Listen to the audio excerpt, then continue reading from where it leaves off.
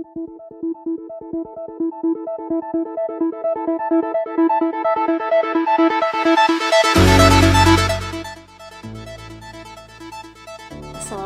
warahmatullahi wabarakatuh. Perkenalkan, nama saya Kevin Kusmadiana dari kelas A NIM 1418111333038. Video ini saya buat untuk memenuhi tugas praktikum mata kuliah Parapsikologi Ikan terkait dengan film Akon Tocipala. Untuk video kedepannya jangan lupa ditonton. Cacing akon tocipala merupakan cacing yang menyerang pada bagian usus pada ikan, amfibi, vertebrata, invertebrata maupun mamalia. Cacing ini pertama kali diusulkan oleh Joseph Coureter pada tahun 1771. Akon tocipala berasal dari bahasa Yunani akontos yang berarti duri dan kephale yang berarti kepala. Jadi dapat diartikan akon tocipala merupakan cacing yang memiliki duri di kepalanya. Cacing akon tocipala memiliki morfologi yang pertama, memiliki terni ataupun spinal. Yang kedua, memiliki bentuk yang silinder, ironier ataupun melingkar. Yang ketiga, ciri khas pada cacing akon tocipala ini yang membedakan dengan cacing lainnya adalah memiliki probosis ataupun retraksi pada bagian anteriornya.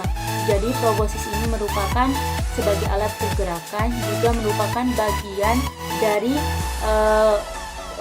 dari kepala yang memanjang dan juga berfungsi sebagai alat penempelan pada hos ataupun inangnya. Probosis ini bukan hanya terdapat pada cacing akon tocipala saja, tetapi pada mamalia juga terdapat probosis, misalnya pada monyet dan gajah.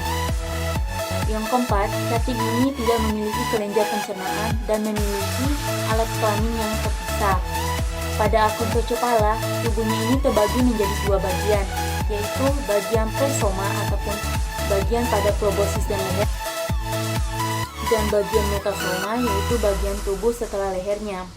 Bagian presoma adalah bagian yang masuk kepada organ tubuhnya ataupun organ tubuh inang yang digunakan untuk menancap pada tubuh inang tersebut. Sedangkan pada metasoma adalah bagian tubuh yang berada di luar organ, misalnya bagian tubuh yang berada di luar usus yang merupakan pusat utama penyerangan pada cacing akon tocipala ini. Telur akon tocipala ini dapat diambil dengan melalui metode, yaitu ada 3 metode, dengan metode natif, metode pengapungan, dan metode pengendapan.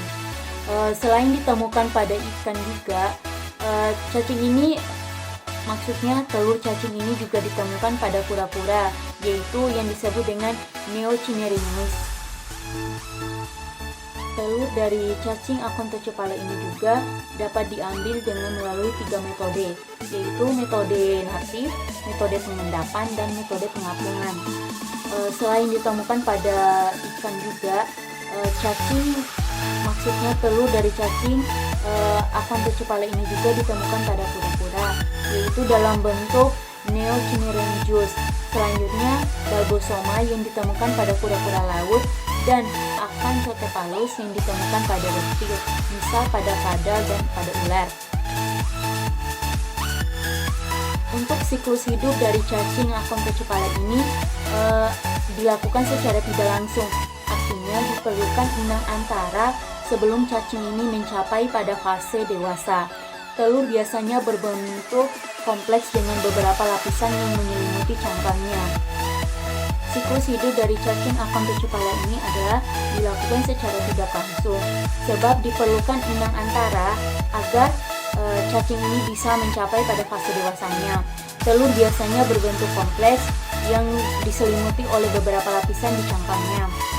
Inang antaranya ini berupa arthropoda, yang mana di dalam tubuh inang antara ini akan berkembang menjadi cistasan. Kemudian, cistasan ini akan menginfeksi dulu hos ataupun inang paratenik. Kemudian, cistasan ini akan ensis pada kaviti abnormal sampai dimakan oleh inang definitifnya. Jadi, setelah menginfeksi inang parateniknya ini, selanjutnya akan menginfeksi inang definitifnya. Kemudian cistasan ini akan berkembang menjadi matang dan selanjutnya akan masuk ke dalam dinding usus.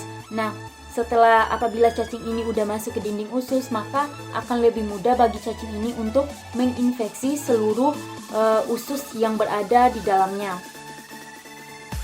Cara mengidentifikasi cacing akontocephala ini terbagi menjadi 2 tingkat, yaitu yang pertama tingkat genusnya dan tingkat spesiesnya. Apa itu identifikasi? Identifikasi adalah upaya untuk menetapkan suatu spesies di dalam suatu organisme.